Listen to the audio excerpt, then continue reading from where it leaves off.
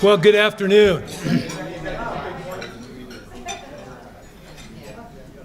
Knocking down the microphone or the speaker didn't get your attention. I don't know what will. They don't usually put me up here at the beginning of these programs, so you'll have to bear with me. I have big shoes to fill. I actually have bigger feet than Lynn, but her shoes are way bigger than mine.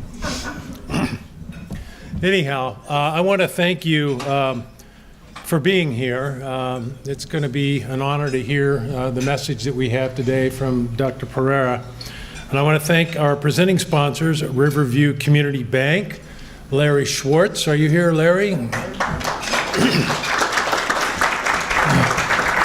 May the Schwartz be with you.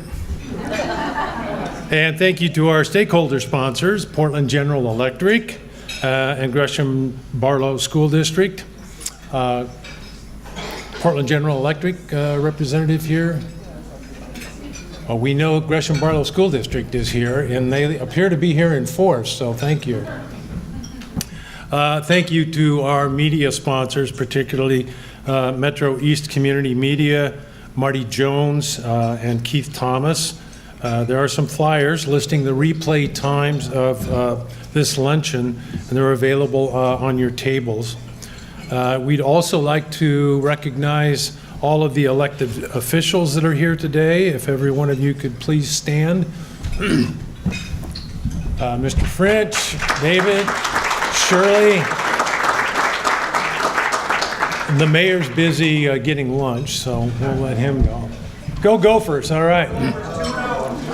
Woo!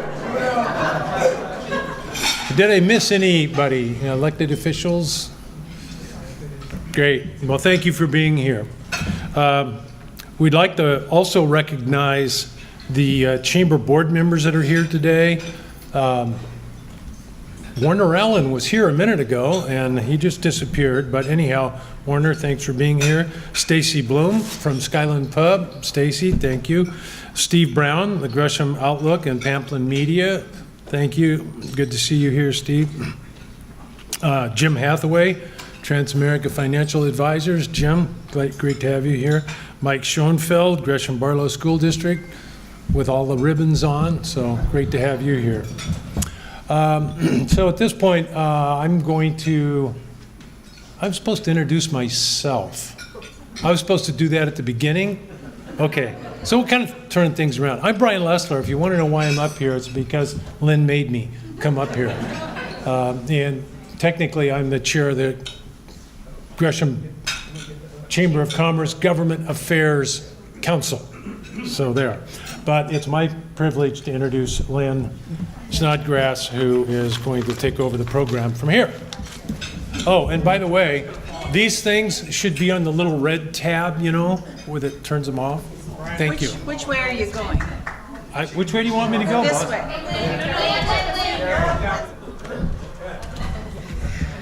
I told him to make a great entrance, didn't have that in mind. Thank you, Brian. Brian Lessler, PDG Construction, the chair of Government Affairs Council, and he's been doing an amazing job on your behalf. Not just as an MC and the person up here introducing, but chairing the Government Affairs Council is a huge responsibility, listening to everything that is going on in the state level, the local level, and guiding the council to make good and wise decisions on your behalf. So Brian, thank you for that. He asked that all of the elected officials stand, and true to a typical, our mayor was already standing, waiting to be recognized. I'm not going to go into embarrassing you any more than you've already embarrassed yourself today, Mayor, but I do want to let you know that Mayor Shane Bemis is an amazing mayor, an amazing business owner, and we are so blessed to have him, not just for Gresham, but what he does for the whole region in rallying people together and getting East County on the map, especially with those downtown people. So thank you, Mayor, very much for all that you do for us.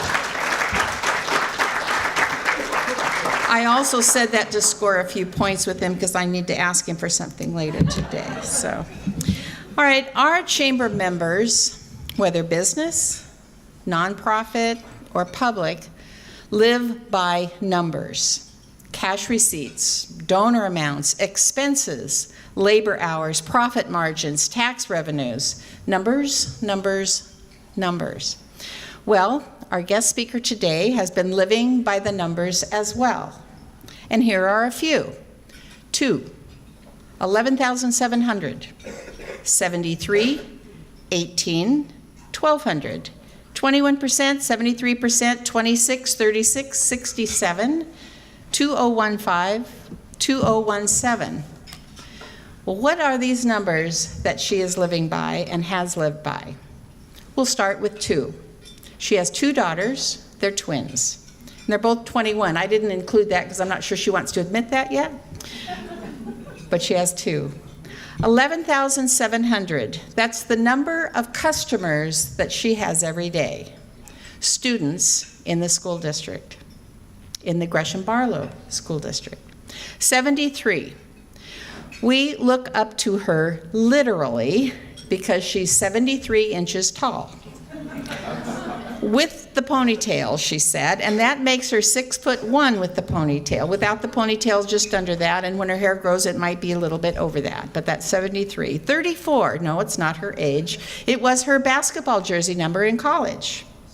18, it's the number of branches, the number of branch offices that she has, the number of schools.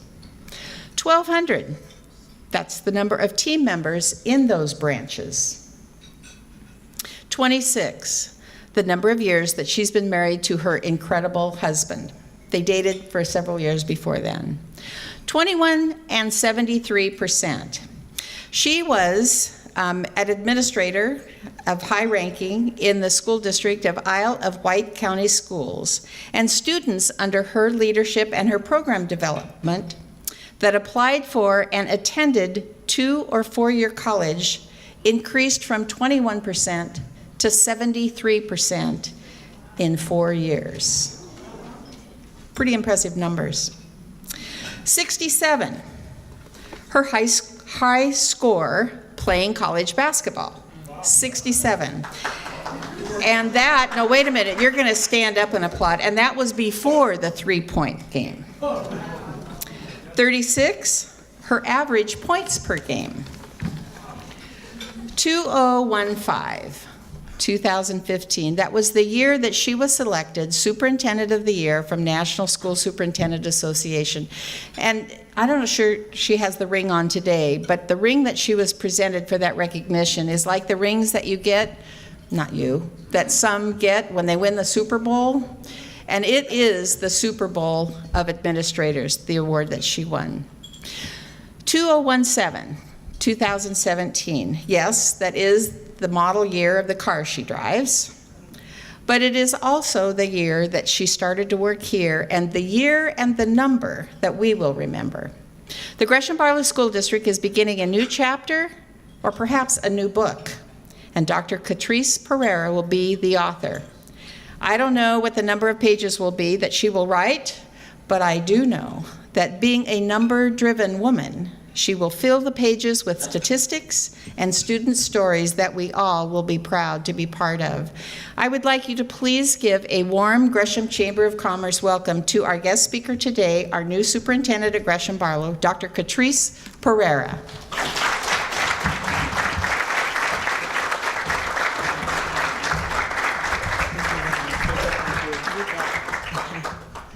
Good afternoon.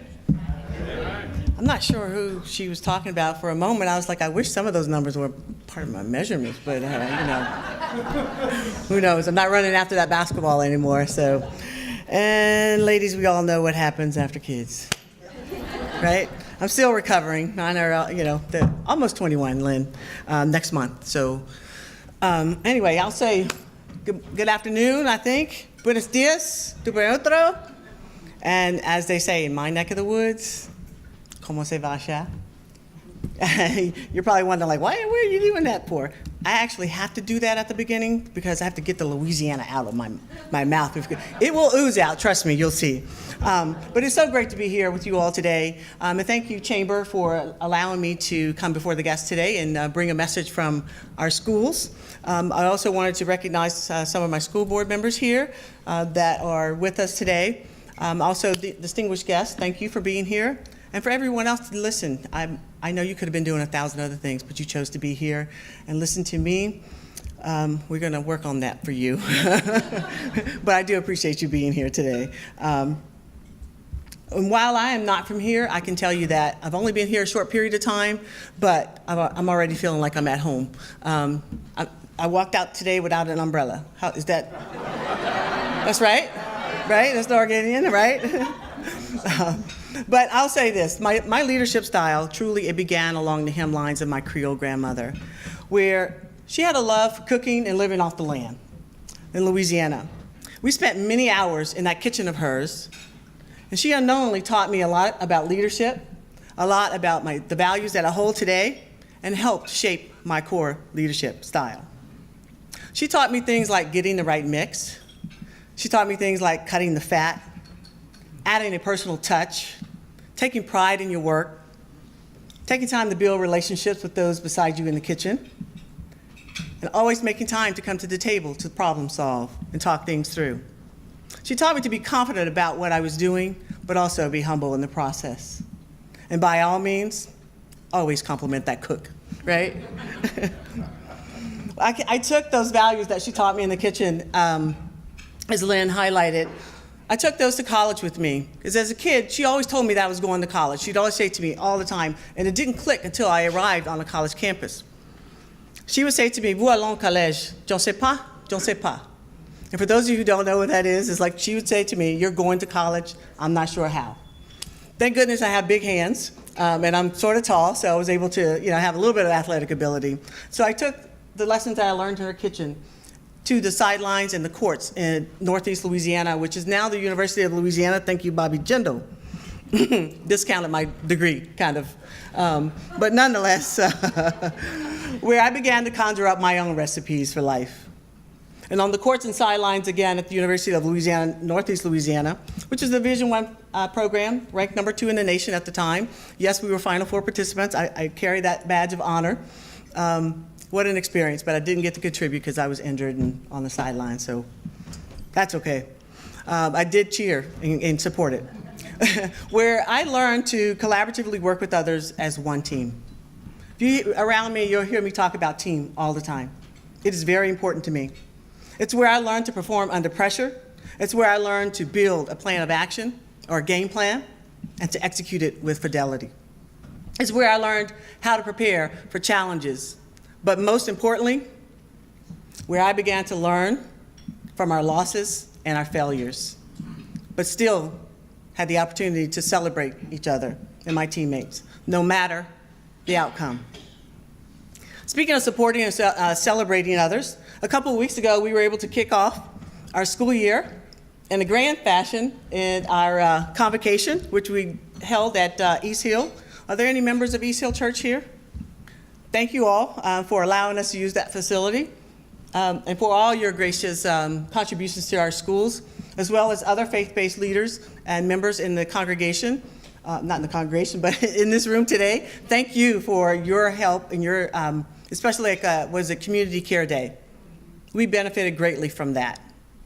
So thank you. You are key partners. I'm just going to let you see a few of those photos there, so it's pretty exciting. It was like a big pep rally. If you're thinking about like that looks like a pep rally, because it was. I felt it was important for us to come together because it was a celebration, and I wanted to be able to extend the kind of appreciation and celebrate our teachers as they deserve to be every single day.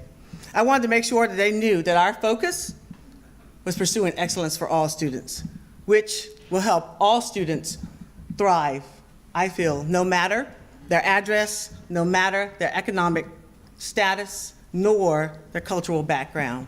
All means all. I'm sure you're wondering, how will we accomplish this? You're like, Perera, you're only one person. I understand. But look at the help that I have out here. The help that I have here and in the classrooms every single day. We can't do this alone. We cannot. So it is up to us to gather. We have to build stronger relationships, of course, with businesses and faith-based leaders, organizations, and service organizations as well. We have to be better engaged with our families and helping them to imagine a future that's very different than the one we live today. And as a school district, we have to build upon the successes of our students and teachers and our schools. We have to be prepared every single day to embrace the diverse learners that we serve in each classroom every single day. We have to be prepared to create optimal learning environments for those students. Learning environments that are conducive to the learning of all students. No one shows up and plays school like we used to. They almost want to be entertained almost every day. After all, students only have one chance. They only have one chance at an excellent education, and it's up to us to do that. Speaking of being prepared and ready, let me briefly review the transition plan. A transition plan, you can find it on our website as well, but truly it just has 3 phases. Again, this is my game plan, right? Phase 1, listen and learn. This is what I'm sort of doing right now, right? Phase 2, analyzing data and gathering that information to look for a path. Again, looking back at statistics and how do we do, right? Formulating a plan going forward. So once you've looked at that data, now what? Actually, I usually say, so what, now what? Okay, yeah, you scored 70-something points, now what? Now what? What's next? So again, the purpose of my transition plan truly is to gather feedback, the feedback on how to improve our partnerships, how to engage stakeholders, how to build upon the successes of our schools and strategically narrow our focus. I don't believe in having a big game plan. We have to know what we want to target and go for that. Because I feel like if you're targeted, you're more focused. If you have so many things, you're not going to accomplish anything. You might do a mediocre job. We want to be able to identify our resources and as well as learn how we can best serve this community, especially our community of learners. On August 1st, I began phase 1 of that plan of listening and learning and reviewing our instructional practices as well as assessment tools.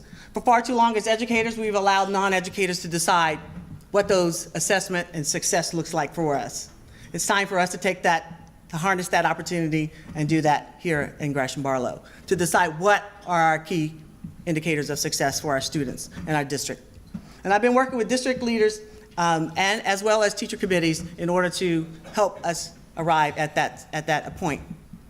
Additionally, we will be reviewing how effective our communication is and identifying ways in which we can better communicate and provide better customer service. Yes, I have a little bit of a business mind too, but that's actually my undergraduate degrees in business marketing. So this education thing kind of happened and I love it. As other needs surface, of course, I will go back to the drawing board with the team and review those things for consideration. But you can review that transition plan in detail, again, on our website if you so wish. If you're looking for something to do at night when you can't fall asleep, go ahead, knock yourself out, right? But in the meantime, I'm sure you want to know more about how I will lead and what is my plan for Gresham-Barlow schools. First, I hope you're wondering, why do I do this work? I hope you're wondering that. Because what I want you to know, I want you to know my why. More so than I want you to know what I do or how I do it. I want you to know my why. I feel that I am a servant leader, truly. Again, I began that journey in that kitchen of my grandmother's. I like to serve on behalf of others. Nothing gave me greater pleasure than to serve food to someone in our household and have them enjoy it. And I've taken that same lens as a leader. Nothing gives me greater joy than being able to nurture others and provide them with what they need. I'm a servant leader. I'm committed to serving on behalf, especially of students, right? As if they were my own. I do use that parental lens in making decisions.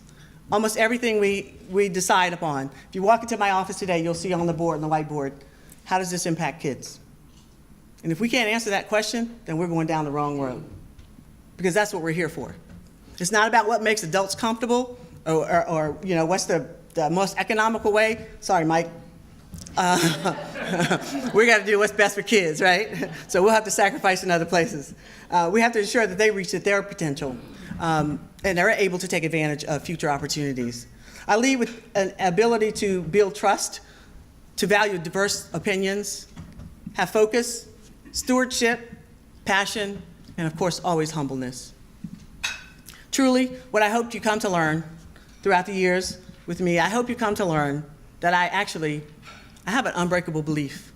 I have an unbreakable belief that as an educator, we have a moral imperative to ensure that every student, every classroom, every day is receiving the type of learning and information that they need so that they have an equitable education, an education that will allow them to live out what I like to say, or I believe to be the great American promise of education, right?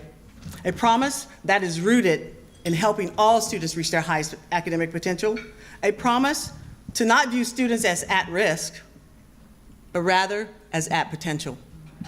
Just feel like we haven't reached that potential yet, right?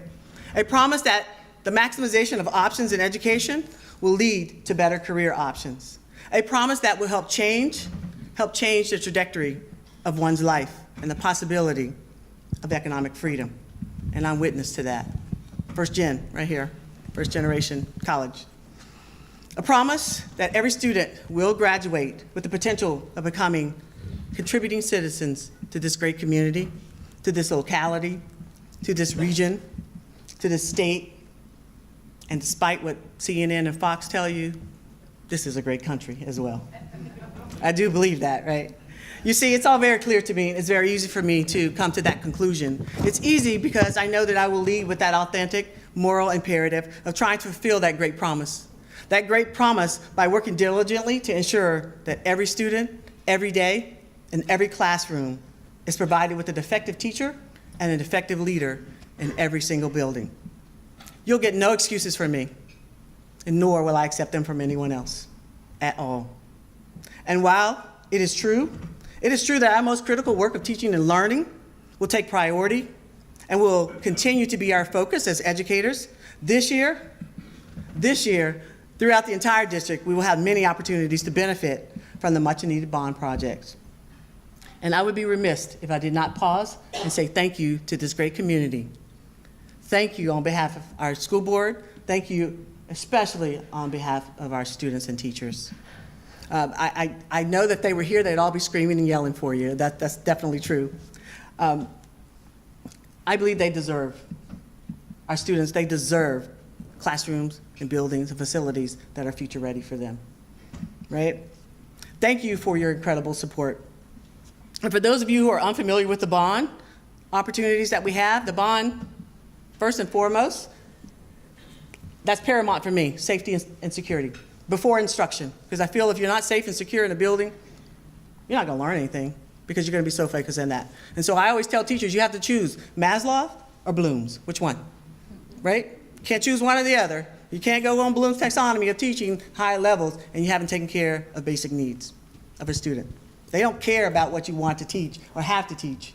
They care more about whether you care about them. So again, Maslow or Bloom, your choice, right? Safety and security. The bond will also help renovate and replace aging schools. It will help expand some of our educational opportunities for our students and will help modernize some of our classrooms and buildings. And with your level of business savviness, I'm sure that you realize what this impact of this bond will have on economic development. Right, Mayor? That's right. Exactly. I know for sure that people will be attracted to Gresham-Barlow because of that alone.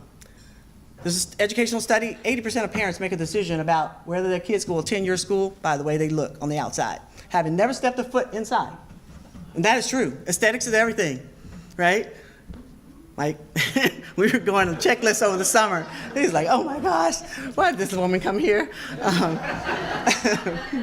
But the first day of school, our schools looked nice. They were nice and clean and organized. So, and we will not only contribute, I think, to the economic development, Mayor, I think it's also to increase your personal property values as well, because that also has an impact, right? And although the major construction projects are still in design, some smaller projects were completed over the summer by Mike and his team. They were able to update some of our critical infrastructure needs. They were able to purchase new technology that's now being used in some of our classrooms. We were able to replace some roofs and repair some. We made some improvements to some of our HVAC systems, which I understand in Oregon now we need, that AC stuff. It's getting a little warmer here, but for me, that was great. It was like springtime coming from Texas, right? We were able to improve tracks and fields at our middle schools, and we were able to equip many of our classrooms with some much needed and updated furniture, which I know our teachers greatly appreciate the flexibility of that as opposed to having 32 desks or 35 desks in a room. To have half of that, students still being able to sit safely. Information, again, about the bond you can find up on our website, the gresham-barlow-bond.org. The school board also, you should know, has established a bond oversight committee, which, I don't know, are there any members of the oversight committee in here? One, Mike? Made up of citizens, again, from this very community who have experience and interests that are very different from ours as educators, but also they're there to ensure that we take care of the bond dollars and we stay on schedule, right? So they're there to ensure that we are using the bond dollars the way you all asked us to or approved as voters. They meet quarterly to review project improvements and monitor spending. As I said, they have a designated area, a section on the school bond website where you can go and find their meeting minutes, so you too can also keep up and track the work as well.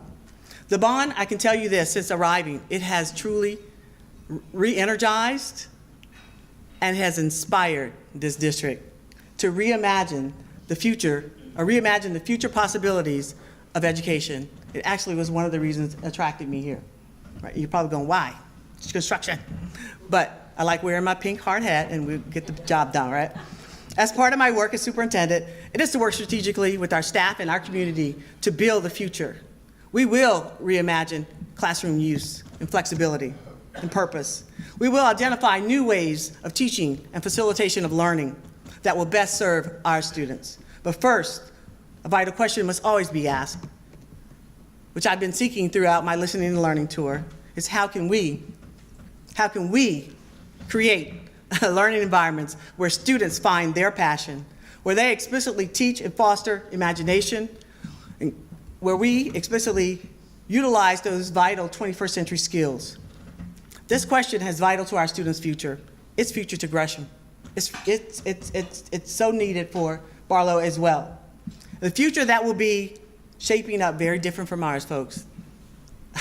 Look, we are in the 21st century. We have to begin to provide our students with the same, right?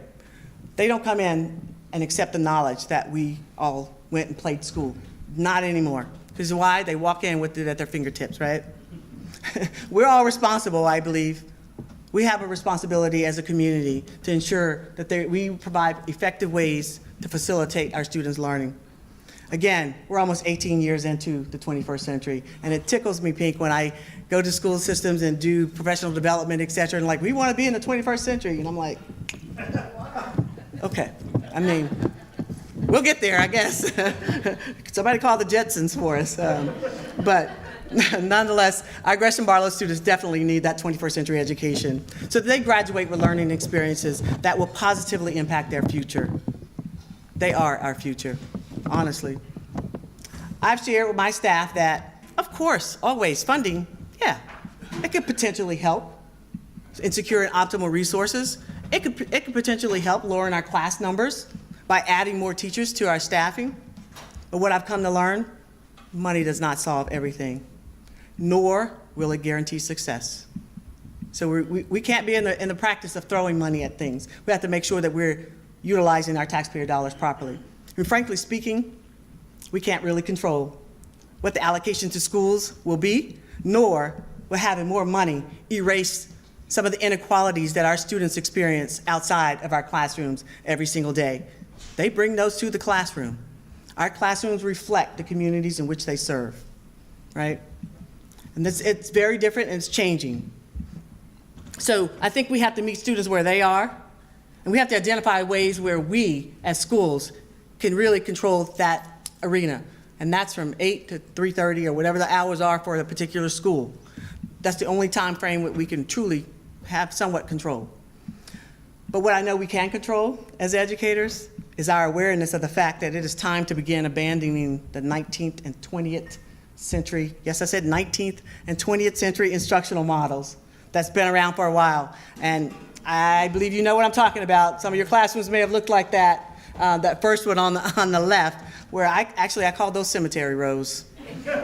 Is where we all went to die in whatever class it was. Mine was U.S. history. I was like, poke me in the eye, please. I believe you know what I'm talking about with those. You should be familiar with them, where you would go to watch your teacher work, yeah?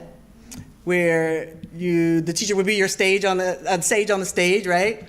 And you'd have this sit and get kind of practice. It's kind of like what we're doing here. Wait, maybe I should be more animated, but nonetheless, therefore, again, I believe as a community, I'm asking you today that we commit to our students' future needs. This Generation Z, these millennials, or whatever the name is today, this generation, they do not show up again. They will not show up and watch you work. You are a glutton for punishment if you do try to do that. And they arrive, again, with knowledge at their fingertips. And many teachers will say to me, or community members, or where I've been in my experiences, are you trying to replace teachers with technology? Nope, I'm not. But what I can tell you is that I know our students. They spend countless hours on the internet, and then we ask them to come and sit quietly in the classroom. Not working. It's not working today, right? What I know is if I can't have educators who can effectively use the technology and enhance our students' learning, I will replace them with someone else who can do that. That's my task the school board has tasked me with, to ensure that we have effective teachers in every classroom as well as leaders. Their needs for communication, collaboration, creativity, for deciphering facts from fiction, and problem solving will be even more critical and vital to their future than ours. We as educators, we have to help create, facilitate what I believe to be prototypes of learning. These kids are different. So our students, I think they are more than just consumers of information. I do believe that we have to prepare them to be creative creators of their own learning, because we really don't know what the future holds.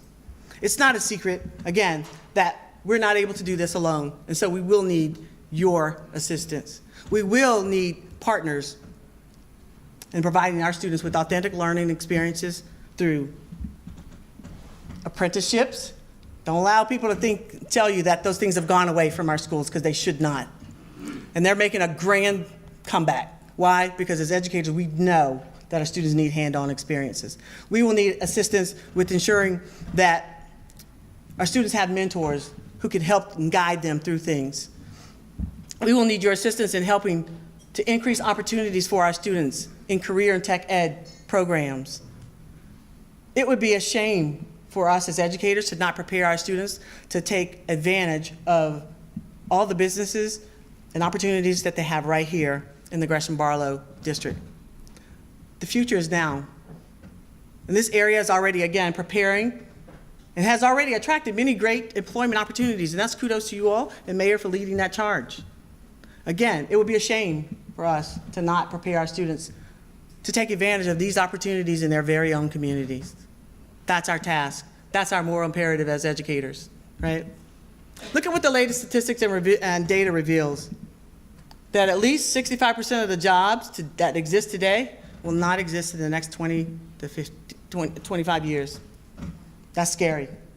That is scary. So that creative creators of their own learning, that's our task as educators. Not bubbling in a sheet and say you know this information one day out of the year. That tells you absolutely nothing. Any educator worth their salt, their grains of salt, their weight in salt, will tell you that bubbling, I've never hired anybody who can bubble in a sheet well. I'm not. And I heard you can select A, B, C, D, or whatever. For the first time, I think in educational history, I believe that we're at a crossroads. We're at a crossroads of truly the unknown. Unlike previous generations, our generations, where our teachers knew what to prepare us for. They prepared us for different tasks. They prepared us for, collaborating with each other in offices, in assembly lines, working next to each other, doing routine work. And where conformity usually guaranteed you longevity. Things have changed, though. Again, I don't have to tell you that. But I know that I don't have to tell you that things are happening around you as well. And I'm sure you've noticed. I'm sure you've noticed how things have changed with the influx and the impact of the internet and globalization. The world truly is flat. In fact, in this area alone, in 2020, you'll be interested in some of this data. I think it's on your tabletop. The data shows that specifically in this area alone, in the next 10 years, careers that will grow 30% or more include the following that are on there's a grid on your tabletop that I'm pretty sure that you'll recognize some of those opportunities for our students. And one in which I want to highlight is the hands-on, the construction piece. That's good news for this area, and 30% or more, right? Our students need those kinds of opportunities. So again, over the next few days, weeks, months, whatever it takes for you to take time to reflect upon what we will all need to do differently, and how can we better partner to meet the demands for our students and make sure that they're prepared to contribute to this great community. Again, our students arrive with knowledge at their fingertips every single day. And the fact that we've gone from the switchboard to the smartphone, and students, again, they spend countless hours on their phones. Their world is becoming even more flat. The fact that we've gone from horse and wagon to the Tesla and super trains. And the fact that schools, unfortunately schools, we remain almost the same over 200 years. We can no longer do that because everyone else in this global world, they want nothing better than to outperform us. And so we have to take it up a notch, right? More importantly, what I'd like for you to reflect upon is on maximizing and creating programs of choice, helping us create those things for our students that will help change our students and help them think differently. We'll need opportunities that are beneficial, again, to this community that will be key to the continued positive impact of economic development on this area. In fact, I believe education holds that key. I really do. Because you see what I know about each and every one of you, no matter your profession, no matter what route, every single one of you sat in the classroom at one point, right? There are no careers without education. Honestly, there really are not. Doesn't matter necessarily the level, but honestly, everyone sat in a classroom at one point or another. And I'm sure every educator has as well, right? But I think you get the point. Nonetheless, as a community of partners, we have to be willing, I think, to encourage and support personalized learning for our students. We cannot use this one size all for everyone. We have to truly commit to understanding that we, the Gresham-Barlow School District, we are growing a population of diverse learners that arrive, again, with different experiences, different cultural backgrounds, different economic situations, and different academic abilities. And they don't arrive waiting for us to fill their heads with knowledge. They want to be guided and help facilitate their own learning. Therefore, before I conclude here, as a community of partners, I think we have to ignite the passion of learning in our students, in our community.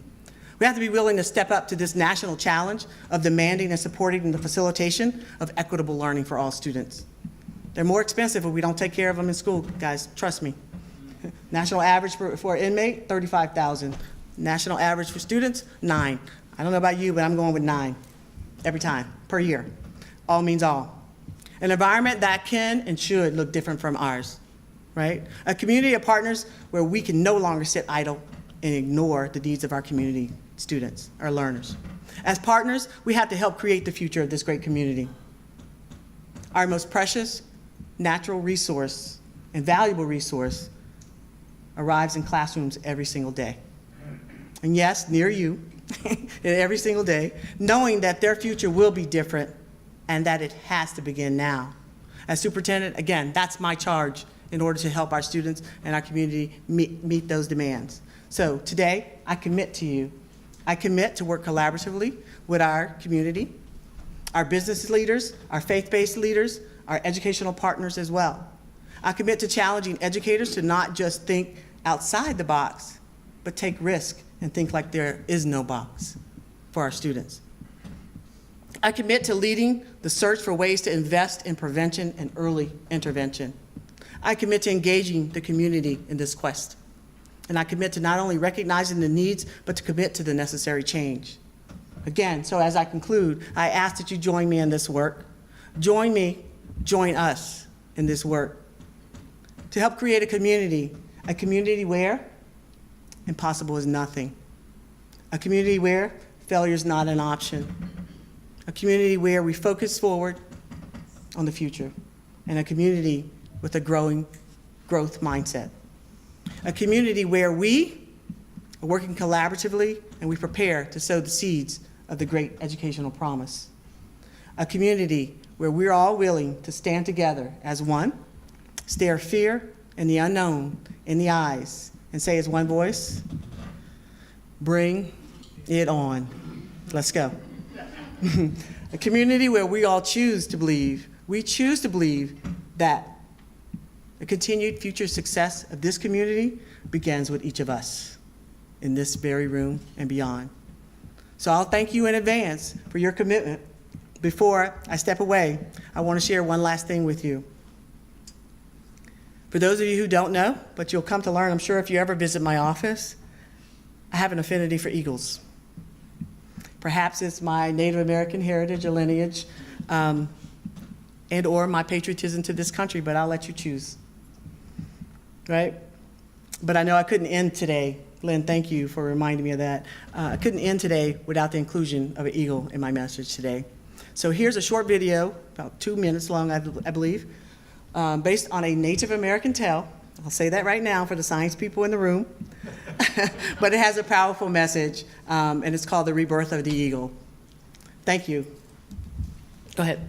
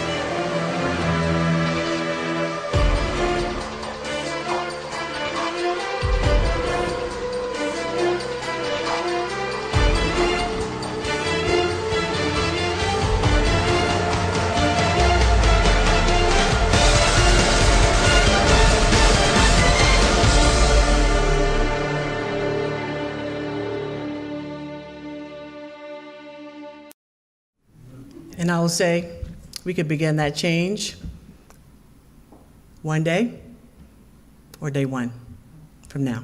Thanks.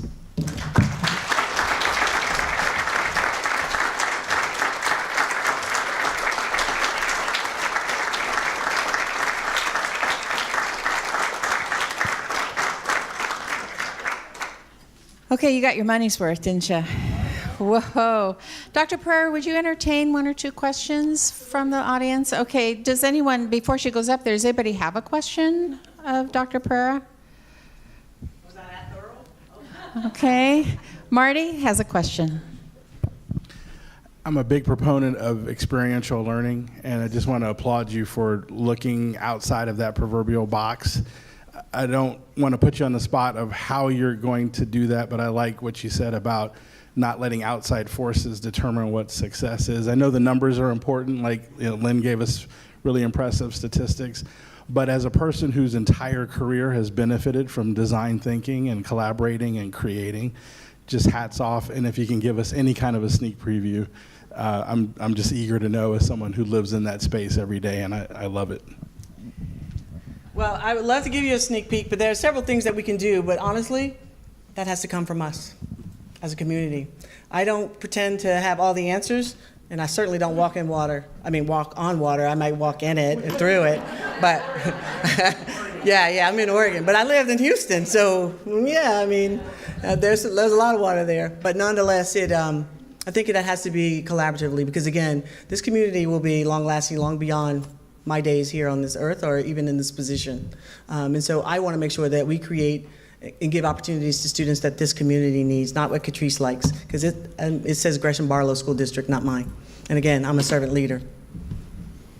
Another opportunity for a question? Was it something I said? Maybe it was me, Lynn. Maybe it was me. It was the fish. Warner?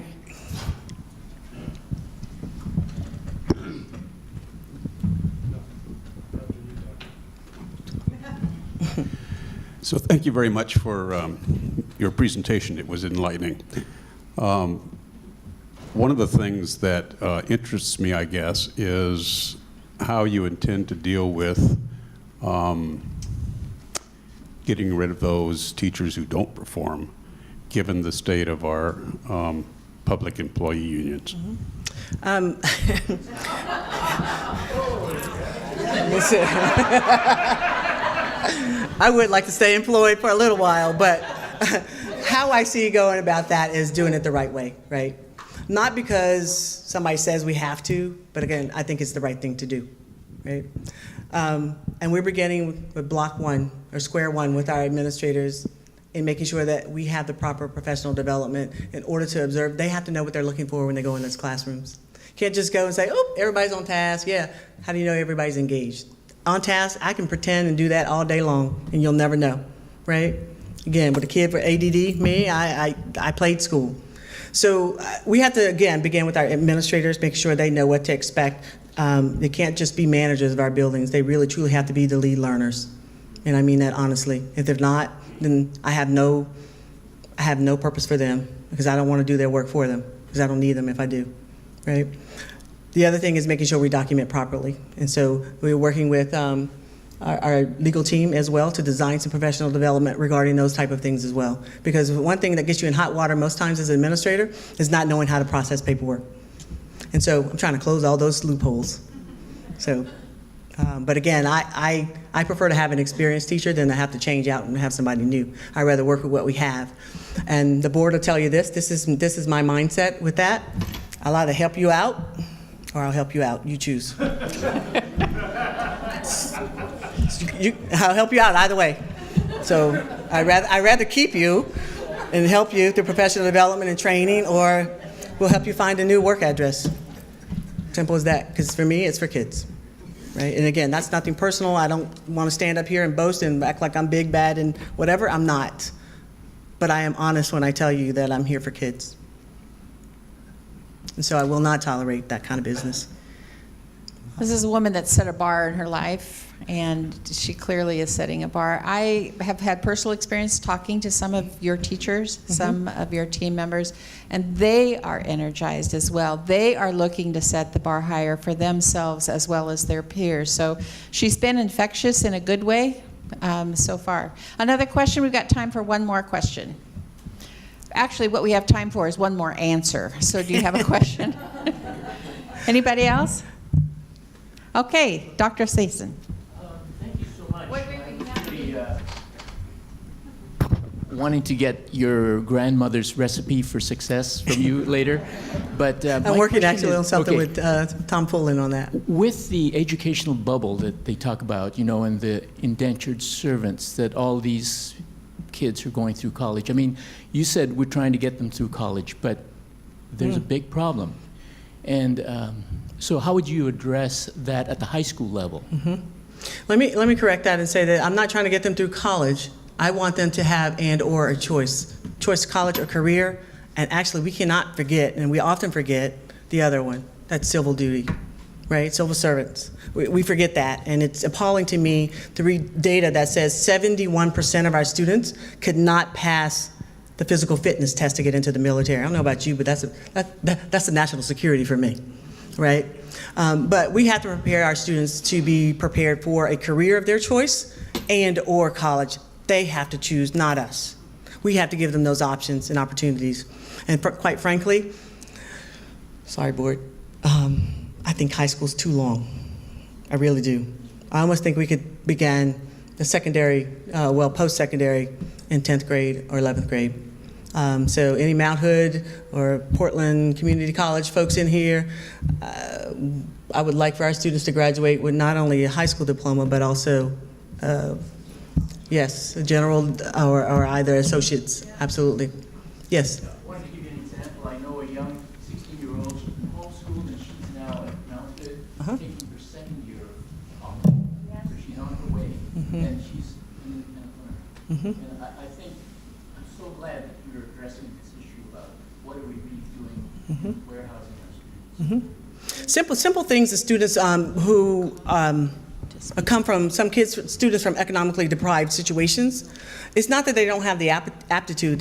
We talked about this morning in All Hands Up. They don't have the guidance. They don't have people helping them with, the training wheels to get there, right? And so we were looking at simple data, the statistics of our students at Gresham-Barlow, who 2 years ago, they were maybe less than 50% of our students were really, truly applying for college, and now it's up. It's up in the low 70s. But I will tell you today, it's going to be over that. I'm going for 100%. We're at 100% right now, graduating all of our students who participate in AVID, which is sort of that guidance and help. And I would like to bring that as low as the middle schools, because dropout and confusion and frustration does not happen in high school. Hate to tell you, it really begins almost third grade. Yeah, so we have to bring that a little lower. So.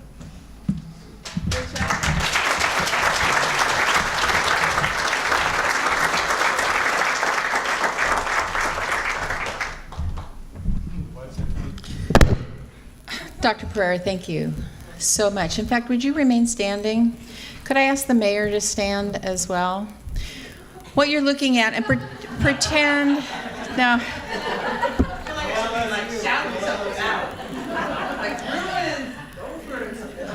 Pretend like I'm down there on the carpet as well. And what you'd be looking at are the three legs of the stool for success in our community. The business community that includes the nonprofits, the city that we need to be strong in what they do, and our education system.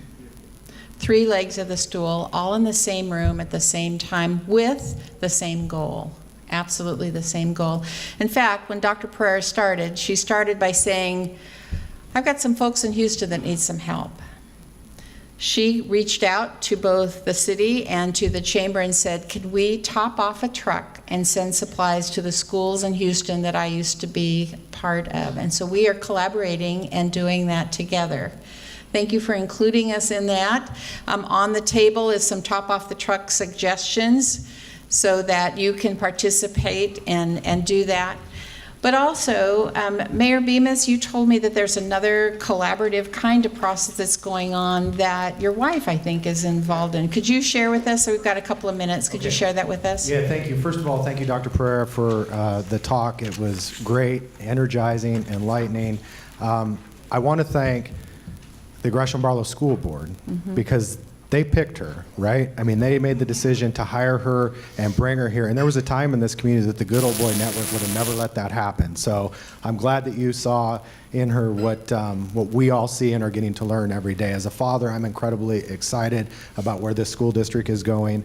I was in the schools with you at the beginning of the year, and I got to tell you, I have never seen the schools look so good and the teachers be so pumped up. They are truly ready to lead in this community. And the business community that always, from the start of the Education Foundation to the local people, donating pizzas or spaghetti or whatever for this group or that group, you guys have always been there, and it's more important now than ever to continue to be there, and I know that you will be. We have an absolutely phenomenal opportunity with these new schools, both in Reynolds District, Gresham-Barlow, some leadership that is going to make some monumental differences in our kids. And I'm just so excited to be a part of it. I want you to know you have a complete partner from the Gresham City Council and from this community. So thank you. To that end, we're starting a new program on Thursday called Gresham Reads. And it is a program that actually my wife has been involved in and has decided to make it her kind of her issue to work on as community service. But we're putting bookshelves with free books, and we're starting with 5 different businesses throughout Gresham. And it does 2 things. It gives kids that don't have an opportunity to maybe get a book or access to a book, that they're able to take the book and take it home with them. But it also demonstrates to this community that education is absolutely important to us, to the businesses, and to the community. And we haven't really done anything like that for a while, so I'm really excited about where that's going. We're going to kick it off at Sugar Cubed Cupcakes at 1 o'clock on Thursday. And again, we're starting with 5 businesses, but I want you all to think about that as we go forward. If you've got a place for a tiny little bookshelf and you can put some books in it and demonstrate to our children how important this is, we'd be much appreciated. But thank you for being here. Look forward to the work. Thank you, Mayor. Isn't that great?